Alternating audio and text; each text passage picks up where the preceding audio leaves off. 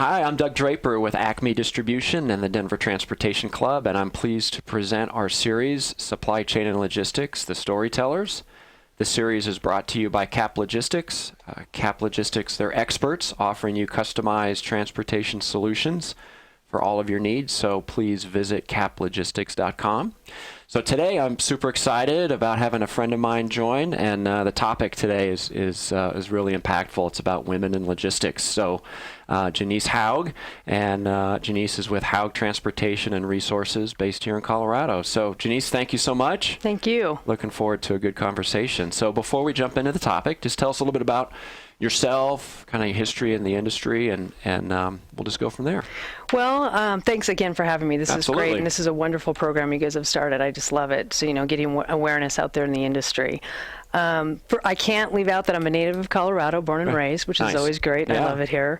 But I have been in transportation for 32 years. I can't even believe it. I think you and I have known each other probably pretty close to that long. Yeah. So, and like many people, but specific to women, and that's our topic today, this is not usually a career that people choose to be in. Right. You either know somebody gets you into it, it's family-owned story, and that's mine. Mine's a family-owned story. Okay. So I was a high school senior and working 2 jobs. My dad instilled good work ethic in my family.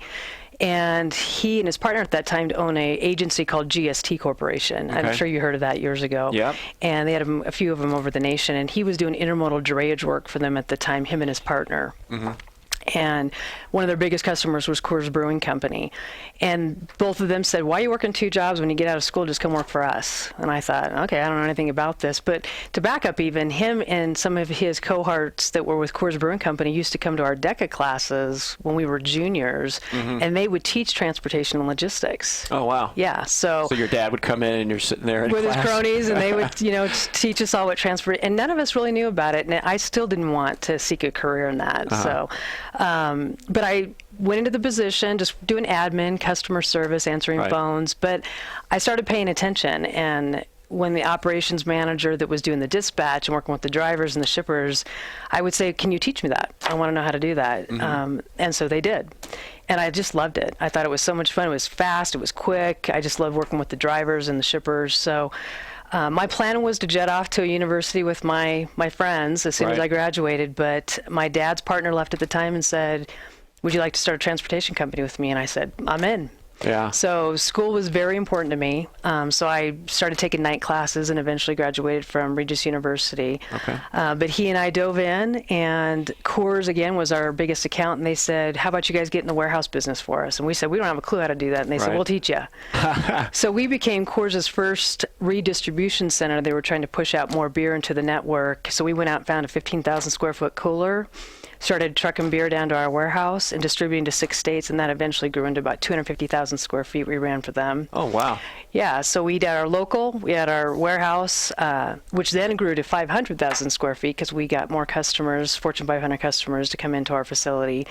And then it dove us into the over-the-road. So we were eventually distributing beer to 25 states for Coors, and we did that for about 15 years. So, Wow. so really shoved us into being a full-service logistics company very quickly. And I was still only 19, 20 years old learning all this. Yeah. So it was great. It was fast. It was fun. But many failures and successes along the way. Yeah. So my dad and I both have seen a company from A all the way to we even bankrupt one company because we just got in distress. We recently just sold our last company to a nationwide carrier here in the nation, and we just got done with our non-compete about a year ago. So he and I said, okay, let's do it again. So we just started Houg Transportation and Resources. Yeah. Yeah. Well, I always joke it's like the mafia. Once you're in, you never get out, right? You never get out of this industry. That is terrific. It is true. Yeah. So we talked about, the industry's primarily been male-dominated, right? And obviously you being a woman years ago. So how has that given you a different perspective as you've kind of navigated through your career in trucking? Doug, I have been so fortunate to have been brought up in a very male-dominated industry by my father. Yep. He taught me a lot of great lessons, and one was to be very confident, listen, learn, respect, and know my facts. And that's one thing when we go into a meeting with anybody, he'd say, just listen and learn that way. And so I did. One thing I did, I was only 19 years old. I would dress way more professionally than probably most people did. I cut my hair really short. I dyed it dark. I seriously did, because I wanted to be taken seriously. It was very important to me because I was so young. But one thing I did, because we grew so rapidly, I rolled up my sleeves and I got dirty. I worked in my maintenance department. I worked in my safety department. I worked in my recruiting department. I drove a forklift in the warehouse. I only had 2 female drivers out of 150 driving over the road at that time. Wow. But I went on over the road trips with them because I wanted to experience everything from the ground floor. And it helped me respect the industry, and I think I gained a lot of respect from especially my male counterparts for doing that. But it was important to me. I didn't want to ever not know what the job was about, so it was important to me. And as you and I know, Doug, golf is a big arena where we do business. No, really. I'm joking. Golf. Yeah, I know. It's true. So my dad would just literally throw me into a foursome with 3 other guys. Yeah. And say, just talk shop. Yeah. So it gave me a great perspective how to be around men, how to, one, have my boundaries, but to learn their skill set, to learn how to hang out with the good old boys, to talk shop. And I think I gained a lot of respect for them, and they gained a lot of respect for me, and I wasn't intimidated. Yeah. So it gave me a great perspective because I loved it. Yeah. I loved it. Yeah.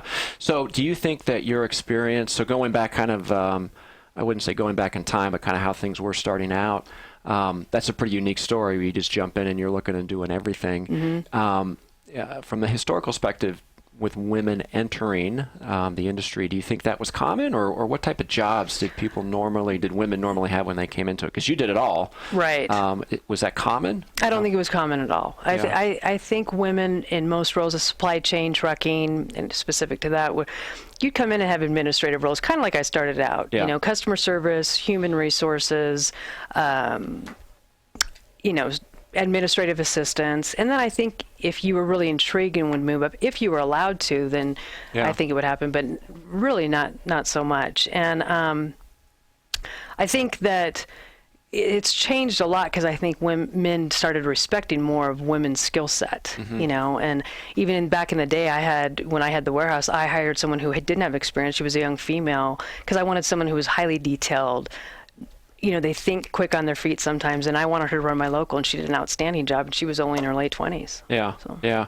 Did you think that those initial entry-level positions that women back then were a little bit too passive, if you will? Like, hey, I really think I should change this or could change this, where they may have been intimidated or not given the opportunity? Absolutely. And again, I think it was that stereotype that women still weren't as equal to men, especially when in a male-dominated industry. I think it was that stereotype back then. And it was very rare that women were ever in labor positions. Yeah.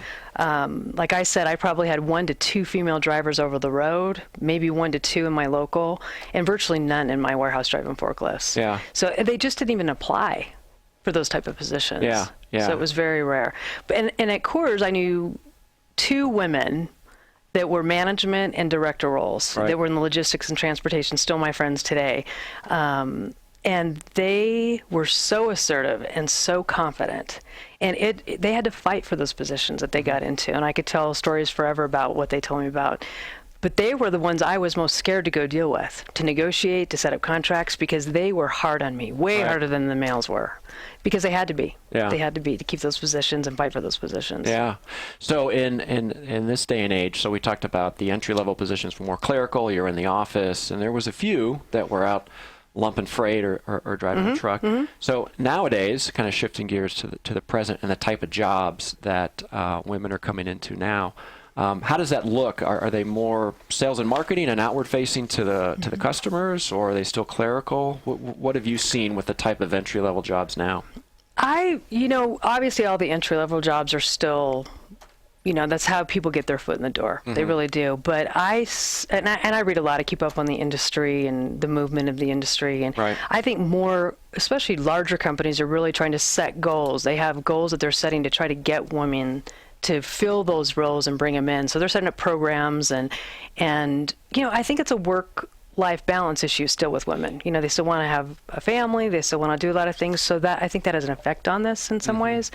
But again, companies, that stereotype that men and women aren't equal, I think that's predominantly gone. I mean, you even see women down on the field, sportscasters talking to football players. I mean, women are breaking ground into every industry. Yeah. But I found a statistic, 74% of women management roles, and I'm talking in overall, are mostly in health services, human resources, social services, and education. And we have the poorest showing in construction, engineering, industrial, and transportation. The poorest in management roles. A survey done by procurement leaders that was published in Forbes of 2017, only 10% of senior management roles in supply chain are filled by women. So we still have a 9-to-1 imbalance, men to women. 80% of all jobs in the supply chain are held by men still. Yeah, wow, 80%. Yeah. 95% of executive positions are still, so we're probably talking director, VP, and up, or 95 are still held by men. Huh.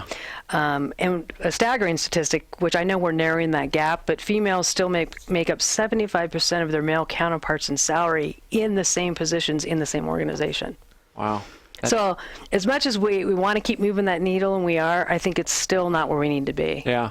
You know? Yeah, so the senior leadership positions that are mostly male-dominated, I know that a lot of those folks may be getting to retirement age. Do you see that percentage higher on kind of middle management, where eventually those women, so your statistics of 9-to-1, right? Is it more like 7-to-3 on the middle management, where that group is going to be kind of running the show here in a little bit? Yeah, and I think logically and rationally, yes. And I think a lot of the baby boomers are retiring, so that's going to leave a lot of opportunity to move into those roles.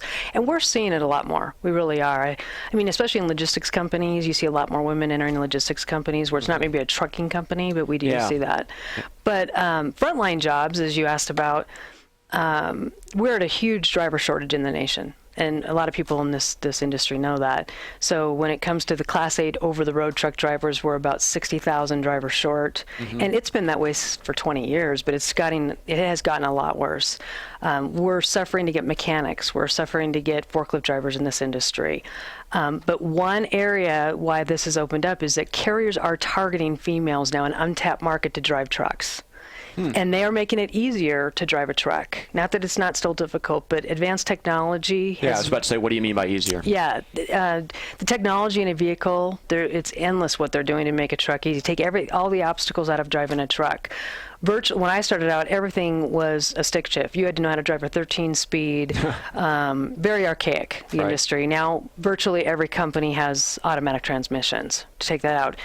Electronic log devices to track everything you're doing. GPS tracking to make sure the carriers, the dispatchers know where you're at, tell you if you have a refrigerated trailer. They tell you if there's problems with it, if there's not. So it takes the thinking out of driving for the drivers. And then a lot of companies are setting up safety programs for their female drivers to make sure you feel comfortable when you're driving to go park. And before that, that was virtually non-existent. Yeah. So it's taking so much of the obstacles out of driving has helped women come into the industry. But again, Doug, when I was in it, I think 2 females to 100 drivers, 150 drivers. Now it's 8%. So the latest statistic, there's 8% of women seated in over-the-road trucks and drive, which is significant compared to what it was. Do you see that technology advances? I mean, I guess my question would be, based on what you just said with technology, are you seeing more women getting behind the wheel or getting behind the forklift? Yes. So even in my last warehouse before we sold, I had probably, I would say, a quarter of my staff in the warehouse floor was women, which was great. Yeah.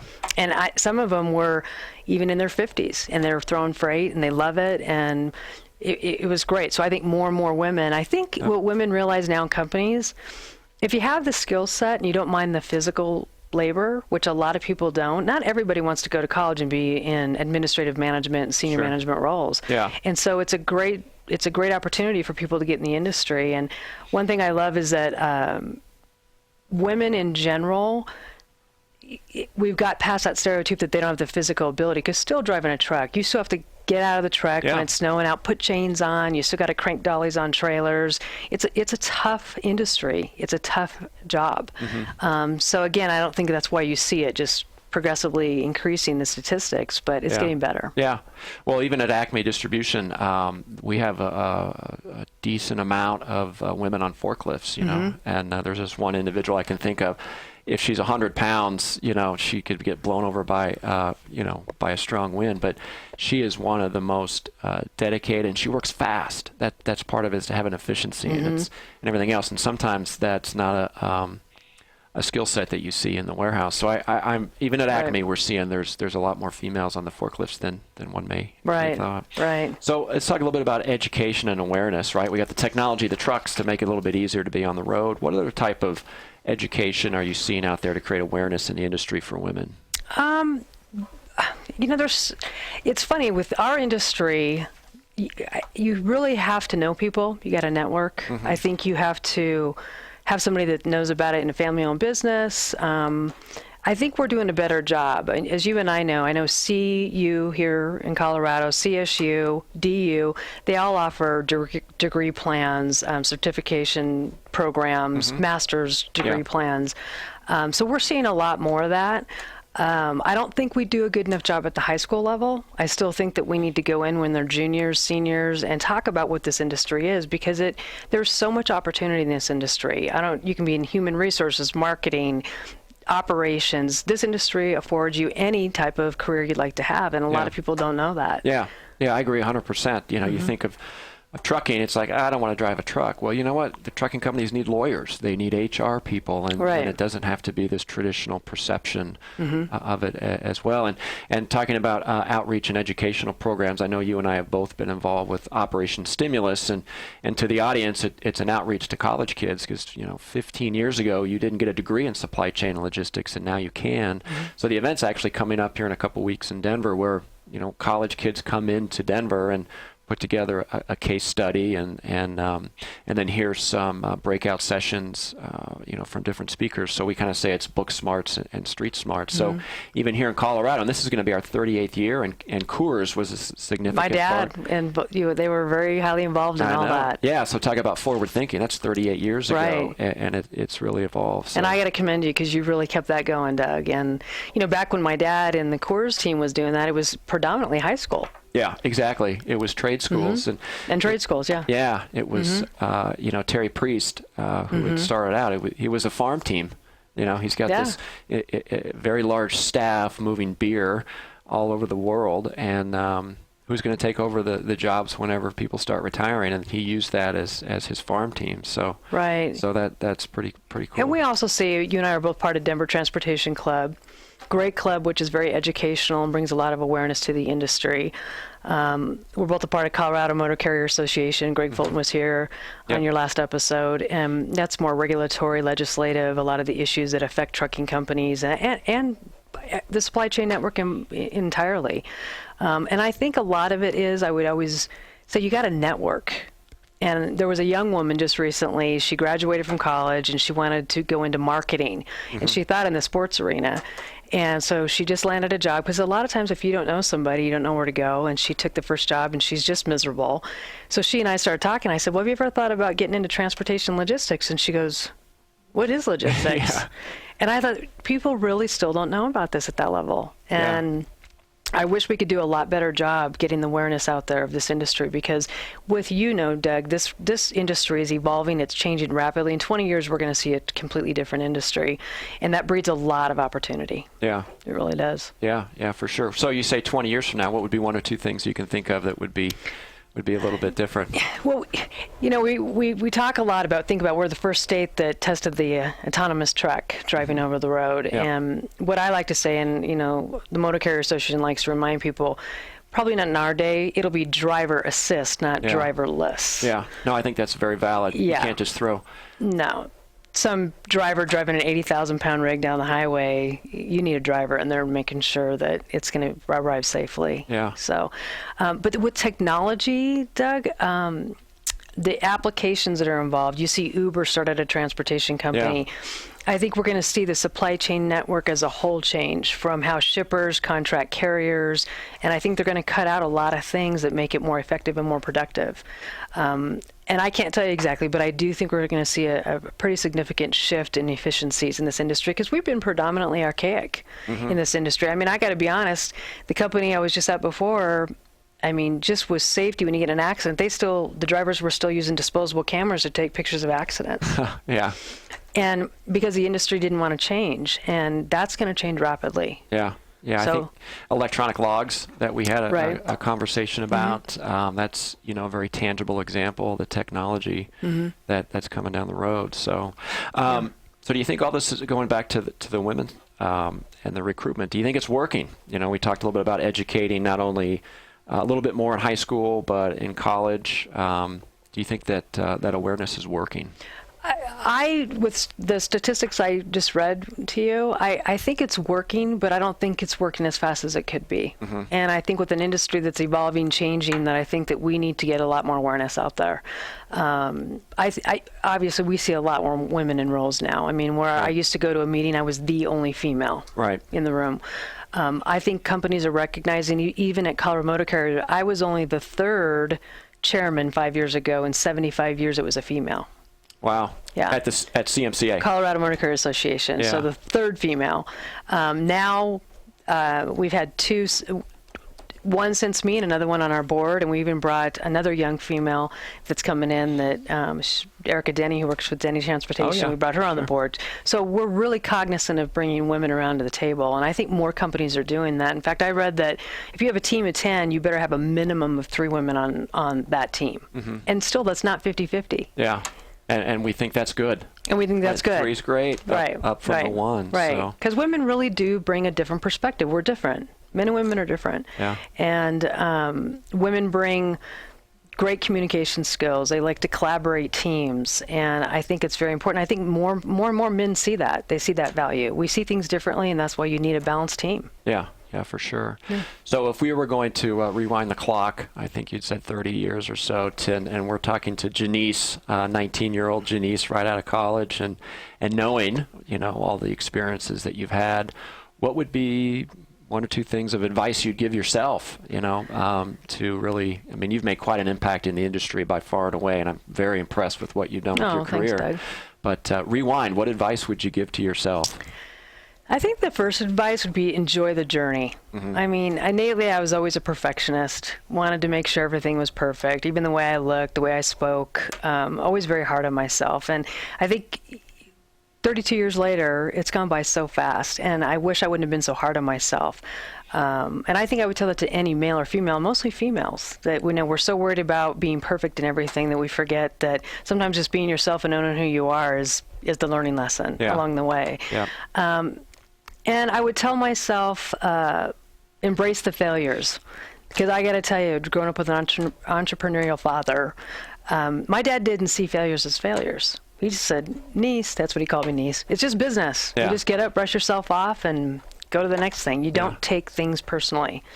Yeah. And I used to take things personally, so I would say don't take things personally. Yeah, I take things personally as well, and I could take that advice for sure. Yeah. What type of resources are out there if you are in high school or college that want to learn more about it? Are there associations specifically for women? Talk a little bit about that. Again, I think people should reach out to Denver Transportation Club. You got to look. The internet's a great resource. Look and find what's in Denver, what's in Colorado, and in your certain states. Look at the kind of plans, vocational schools that are teaching from the frontline jobs. You got to do your research, but it's network, who you know. Yeah. And I think that's so important, and I think people need to reach out. I mean, Ellen Boyer, she pioneered. Yeah, I was about to bring up women in trucking. Yeah, she just started 8 years ago, Women in Trucking, and she has been the pioneer in really getting awareness out there from frontline positions to every kind of role. And I got to give her a lot of credit. I look forward to meeting her one day, but I really watch her a lot. She's doing an outstanding job. Yeah. She spoke at OpStim. Operation STEM is, gosh, I don't know, five or 6 years ago, and she certainly has her stuff together. Is a very impressive representative of our industry. Yes, very. For sure. Yeah. That's great. Well, we always say that these conversations happen so quickly, and unfortunately, we're running out of time. But they are fast. I know. Yeah. We just blinked our Yeah. eyes. So we'll have to continue the topic because it is definitely relevant and impactful moving forward. So Yeah. thank you so much for being here Thank you today. for having me. I really appreciate it. appreciate it. Okay. So, and thank all of you for joining us today on the Connect and Collaborate Network featuring supply chain and logistics, the Storytellers, and we've had an amazing one today. So thank you much, and don't forget it was brought to you by Cap Logistics. Have a good day.